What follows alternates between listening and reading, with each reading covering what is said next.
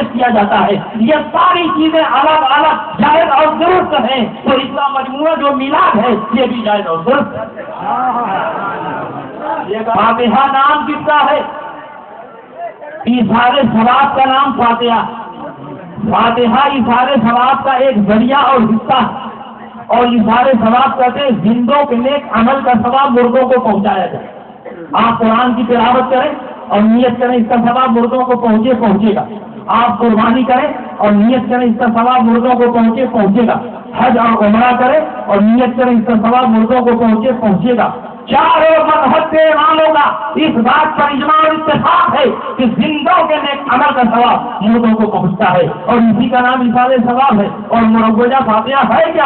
یہ ایثار ثواب کا ایک حصہ ہے، اور ایثار ثواب کا کام تو خود میرے سرکار نے کیا ہے۔ بقرعید کے دن اللہ کے نبی جب ایک جانور کی قربانی کرتے اس میں بھی اپنی امت کو شریک فرماتے اور کہتے اے اللہ یہ قربانی میری طرف سے، میری امت کے ان افراد کی طرف سے جنہوں نے قربانی نہیں کی ہے۔ اور جب دو جانور کی قربانی کرتے تو ایک جانور کی طرف اشارہ کر کے فرماتے آداب محمد ابن عبداللہ، یہ محمد ابن عبداللہ کی طرف سے، دوسرے جانور کی طرف اشارہ کر کے فاتے آداب محمد آداب من لم یضاح من امتی، یہ میری امت کے ان افراد کی طرف سے جنہوں نے قربانی نہیں کی ہے۔ میں آپ سے پوچھنا چاہتا ہوں کہ قربانی کا جانور حضور نے خریدا، ذبح حضور نے کیا، پیسہ حضور نے خرچ کیا، لیکن ثواب امت کو پہنچ رہا ہے۔ اگر امت کو ثواب نہ پہنچتا تو امت کی طرف سے میرے سرکار کیوں قربانی کرتے؟ یہ اس بات کی دلیل ہے کہ زندوں کے نیک عمل کا ثواب مردوں کو پہنچتا ہے، اور اسی کو تو ایثار ثواب کہتے ہیں۔ خود بخاری اور مسلم کے متعدد حدیثیں موجود ہیں، میں آپ کے سامنے صرف دو حدیث پیش کرتا ہوں۔ یہ بخاری اور مسلم میں ہے،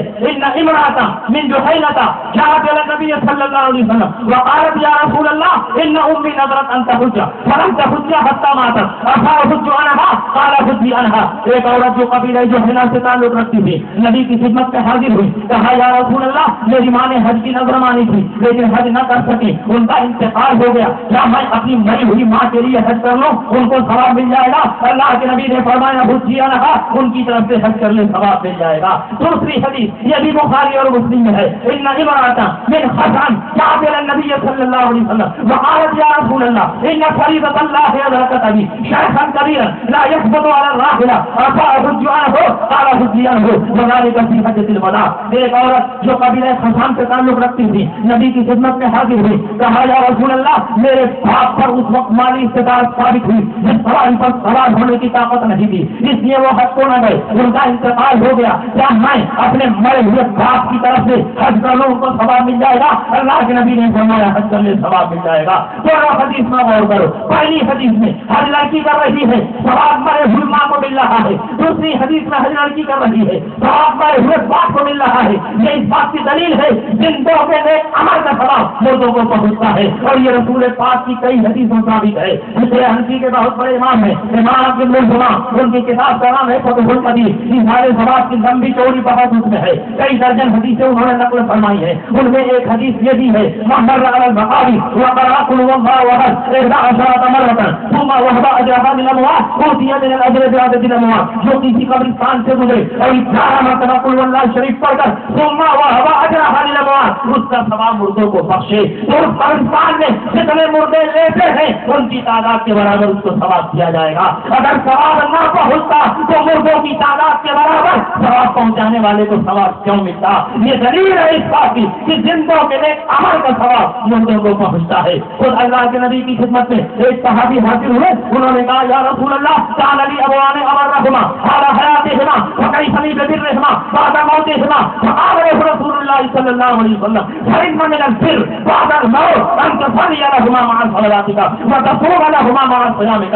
ایک صحابی حاضر بارگاہ رسالت ہوئے، کہا یا رسول اللہ جب تک میرے والدین زندہ تھے میں ان کی خدمت کرتا تھا، ان کے ساتھ حسن سلوک کرتا تھا، لیکن اب والدین مر چکے ہیں، اب میں کون سا ایسا کام کروں کہ میرے والدین کو فائدہ پہنچے؟ اللہ کے نبی نے فرمایا کہ مرنے کے بعد والدین کو فائدہ پہنچانے کا طریقہ یہ ہے کہ جب تو اپنے لیے نمازیں پڑھتا ہے کچھ ان کے لیے بھی نمازیں پڑھتے، جب اپنے لیے روزہ رکھتا ہے کچھ ان کے ثواب کے لیے بھی روزے رکھتے۔ یہ اس بات کی دلیل ہے کہ ہماری نمازوں کا ثواب مردوں کو پہنچتا ہے، ہمارے روزوں کا ثواب مردوں کو پہنچتا ہے۔ یہ اس بات کی دلیل ہے کہ زندوں کے نیک عمل کا ثواب مردوں کو پہنچتا ہے، اسی کو ایثار ثواب کہتے ہیں، اور مروجہ فاتحہ یہ ایثار ثواب کا حصہ۔ یہ کہتے ہیں ثواب نہیں پہنچتا، تلاوت ہم کریں ثواب بابا کو پہنچے، قربانی ہم کریں ثواب دادا کو پہنچے، ایسا نہیں ہو سکتا۔ جو نیک عمل کرے گا اسی کو ثواب ملے گا۔ میں کہتا ہوں کہ تم نے ٹھیک کہا، تمہارا ثواب نہیں پہنچتا ہوگا لیکن ہمارا ثواب تو پہنچتا، اور یہ بھی رسول پاک کی حدیث سے ثابت ہے کہ کسی کا ثواب پہنچے گا اور کسی کا ثواب نہیں پہنچے گا۔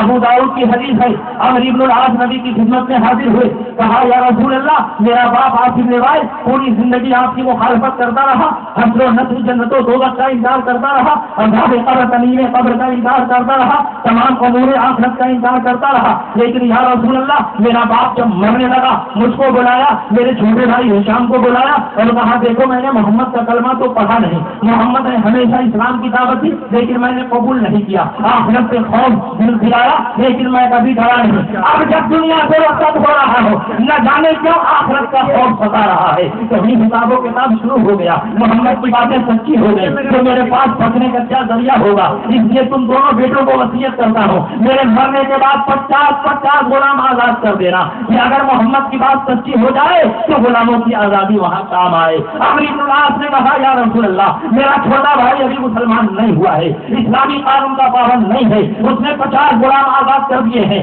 لیکن میں تو آپ کا غلام بن چکا ہوں، آپ کا کلمہ پڑھ چکا ہوں، اس لیے میں آپ سے فتویٰ پوچھنے کے لیے آیا ہوں کہ اپنے کافر باپ کے ثواب کے لیے غلام آزاد کروں کہ نہ کروں، اور اگر غلام آزاد کرو تو میرے باپ کو ثواب ملے گا کہ نہیں ملے گا۔ نبی کے الفاظ کو غور سے سنو، ابو داؤد کے الفاظ ہیں، اللہ کے نبی ارشاد فرماتے ہیں لو کان مسلما فاعتقتم عنه او تصدقتم عنه او خلصتم عنه ولو ذلك، اگر تیرا باپ مسلمان ہوتا اور تم اس کی طرف سے غلام آزاد کرتے، اس کی طرف سے صدقہ کرتے، اس کی طرف سے حج کرتے تو ثواب ملتا۔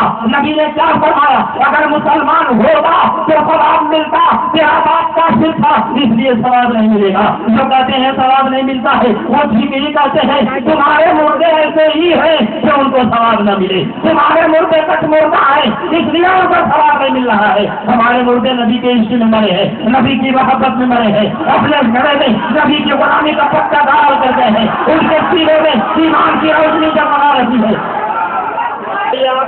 نعرہ تکبیر، نعرہ تکبیر،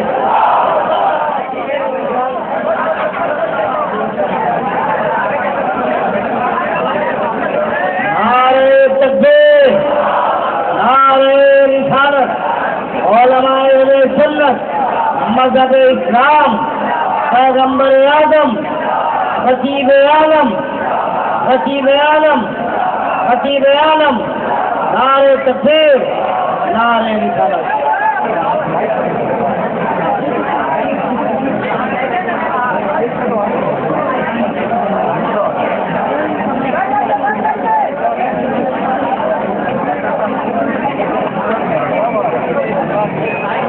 ان الشیطان یستحل الطعام الا یذکر اسم اللہ علیہ، کہ شیطان اس کھانے کو کھانے لگتا ہے جس پر بسم اللہ نہ پڑھا جائے، اور جب بسم اللہ پڑھ دیا جائے تو شیطان کبھی اس کھانے کو نہیں کھائے گا۔ ہم سنی مسلمان فاتحہ کے کھانے پر صرف بسم اللہ ہی نہیں اور باللہ بھی پڑھتے ہیں، بسم اللہ پڑھتے ہیں، سورہ فاتحہ پڑھتے ہیں، چاروں کل پڑھتے ہیں، اب تو شیطان کا باپ ابلیس بھی کھانا چاہے تو اس کھانے کو کبھی نہیں کھائے۔ یہاں سوال مکمل ہو چکا ہوگا، جواب مکمل ہو چکا ہوگا اور ہمارا مردہ شیطان کے وسوسے سے محفوظ ہو جائے گا۔ اس لیے قبروں پر اذان دینا یہ بدعت نہیں بلکہ اپنی اصل کے اعتبار سے یہ رسول پاک کی حدیث سے ثابت ہے، کیونکہ نبی کریم صلی اللہ علیہ وسلم کی ایک حدیث میں یہ ہے کہ حضرت سعید بن معاذ رضی اللہ تعالیٰ عنہ کو جب قبر میں لٹایا گیا تو بہت دیر تک اللہ کے نبی قبر کے پاس کھڑے ہو کر تسبیح بیان کرتے رہے اور تکبیر کہتے رہے، صحابہ کرام بھی نبی سے سن کر تکبیر کہتے رہے اور تسبیح بیان کرتے رہے۔ جب اللہ کے نبی نے اپنا کام کمپلیٹ کیا تو صحابہ نے کہا یا رسول اللہ لما سبحت و کبرت، اے اللہ کے نبی اتنی دیر تک آپ کیوں تسبیح پڑھتے رہے اور کیا تکبیر کہتے رہے؟ اللہ کے نبی نے ارشاد فرمایا لقد تزاید علی هذا الرجل इस सारे कब्र हूँ, इस नेक आदमी के ऊपर इसकी कब्र तंग हो गई थी, हत्ता फर्रजल्लाहु अन्हु, यहाँ तक कि मेरी दुआ की वजह से अल्लाह ने इसकी कब्र को कुशादा कर दिया। नबी ने कब्र पर तकबीर कहा कि नहीं कहा? और तकबीर किसका नाम है? अल्लाहु अकबर कहने का नाम है। और अजान में भी तकबीर शामिल है कि नहीं शामिल है? तो अगर यही अजान कब्र पर दी जाए तो ये बिदात नहीं बल्कि अपनी असर के एतबार से जायज और दुरुस्त है। इसलिए जो लोग इन चीजों को बिदात कहते हैं, इसके नाजायज हराम पर कोई दलील नहीं रखते, और दलील हुर्मत की होनी चाहिए, हिल्लत की दलील नहीं चाहिए, क्योंकि किसी चीज को शरीयत में हराम न करना यही दलील हिल्लत है। अल्लाह के नबी ने इरशाद फरमाया, अल हलाल मा अहल्लल्लाह, अल हराम मा हरमल्लाह, व मा सकत अन्हु फक़द अफ़ा अन्हु। हलाल वो है जिसको अल्लाह ने हलाल फरमाया, हराम वो है जिसको अल्लाह ने हराम फरमाया, और जिसके बारे में कुछ नहीं कहा गया वो चीज अपनी अस्ल के एतबार से जायज और दुरुस्त है। तो दलील हुर्मत की चाहिए, दलील मुमानात की चाहिए, और दलील हुर्मत का न होना यही दलील हिल्लत है। मैं यहाँ के वहाबियों को चैलेंज करता हूँ, वो बताएं और एक भी हदीस दिखा दें, एक भी आयत दिखा दें जिससे साबित हो कि मिलाद हराम है, सलाम हराम है, क़याम हराम है, फातिहा हराम है। जब इन चीजों की हुर्मत पर कोई दलील कायम नहीं है तो दलील हुर्मत का न होना यही दलील हिल्लत है, और यही हमारी सबसे बड़ी दलील आपको। लेकिन जो औरतें हलाल थी अल्लाह ने उसको बयान नहीं किया। हुर्रिमत अलैकुम उम्महातुकुम व बनातुकुम व अख़वातुकुम व अम्मातुकुम व खालातुकुम व बनातुल अख़ी व बनातुल उख़्ती व उम्महातुकुम अल्लाती अर्ज़ानकुम व अख़वातुकुम मिन अर्ज़ाअति व उम्महातु निसाइकुम व रबाइबुकुम अल्लाती फी हुजूरिकुम मिन निसाइकुम अल्लाती दख़लतुम बिहिन्ना व इन लम तकूनु दख़लतुम बिहिन्ना फला जुनाह अलैकुम व हलाइलु अबनाइकुम अल्लज़ीना मिन अस्लाबिकुम व अन तजमऊ बैनल उख़्तैन इल्ला मा क़द सलफ़ इन्नल्लाह काना गफ़ूरर रहीमा। यहाँ चौथा पारा खत्म हो गया और पांचवा पारा शुरू होता है, वल मुहसनातु मिनन निसा इल्ला मा मलकत अयमानुकुम किताबुल्लाहि अलैकुम व उहिल्ला लकुम मा वराअ ज़ालिकुम। यही तक लाना चाहता था, व उहिल्ला लकुम मा वराअ ज़ालिकुम। तुम्हारी माएँ तुम पर हराम, तुम्हारी बेटियां तुम पर हराम, तुम्हारी खालाएं तुम पर हराम, तुम्हारी फूफियां तुम पर हराम, तुम्हारी भांजियां तुम पर हराम, तुम्हारी भतीजियां तुम पर हराम, जिस माँ ने दूध पिलाया वो हराम, तुम्हारी रज़ाई बहन हराम, तुम्हारे बेटे की बीवी हराम, तुम्हारी सास हराम, दो बहनों को एक साथ निकाह में लाना हराम, वगैरह वगैरह। जो औरतें हराम थी अल्लाह ने उनको बयान फरमा दिया, और जो हराम थी अल्लाह ने उनको नहीं बयान फरमाया। सिर्फ इतना फरमाया वो उहिल्ला लकुम मा वराअ ज़ालिकुम, इनके सिवा जो औरतें हैं वो तुम्हारे लिए हलाल है। पता चला जो हराम होगा उसको बयान किया जाएगा, और जो हलाल होगा उसको बयान करने की जरूरत नहीं। इसीलिए जो जानवर हराम थे अल्लाह ने बयान फरमा दिया, वो उहिल्लत लकुम बहीमतुल अनआम इल्ला मा युतला अलैकुम, बेज़बान जानवर तुम्हारे लिए हलाल किए गए इल्ला मा युतला अलैकुम, लेकिन जिनकी तिलावत की जा रही है, जिनको बयान किया जा रहा है उनको न खाना, क्योंकि वो हराम है। पता चला जो हराम होगा उसको बयान किया जाएगा, जो हराम होगा उसका जिक्र होगा, जो हराम होगा उसकी तिलावत होगी। मैं इनको चैलेंज करता हूँ, तुम बताओ कहाँ कुरान और हदीस में लिखा है कि मिलाद हराम है, सलाम हराम है, क़याम हराम है, फातिहा हराम है, कब्रों पर जाना हराम है, कब्रों पर आवाम देना हराम है। जब इन चीजों के हराम होने पर कोई दलील मौजूद नहीं है तो दलील हुर्मत का न होना यही दलील हिल्लत है। अलग से किसी दलील कायम करने की जरूरत नहीं, वाजिब तुम्हारे ऊपर है कि तुम दलील कायम करो, क्योंकि हराम होने का दावा तुम करते। वो बेचारे धोखे में आ गए और झुका की एक चादर उठाई, उनके सर पर लपेट दी और इजाजत को खरासत दे दी। हिंदुस्तान आए सीना पीट कर कहने लगे कि मुझे तो ऐसे पाक के दरबार से इजाजत को खरासत मिली है। लेकिन आपको जो क्यों खरासत मिली है? इसलिए कि आपने अपने आप को सुन्नी बताया, अपने आप को हनफी बताया, आपने अपना वहाबी अकीदा जाहिर नहीं किया। अगर आपने अपना बातिल अकीदा जाहिर कर दिया होगा तो इजाजत को खरासत नहीं मिलती, 11 जूते लगाए जाते और दरबार गौसियत से बाहर कर दिया जाता।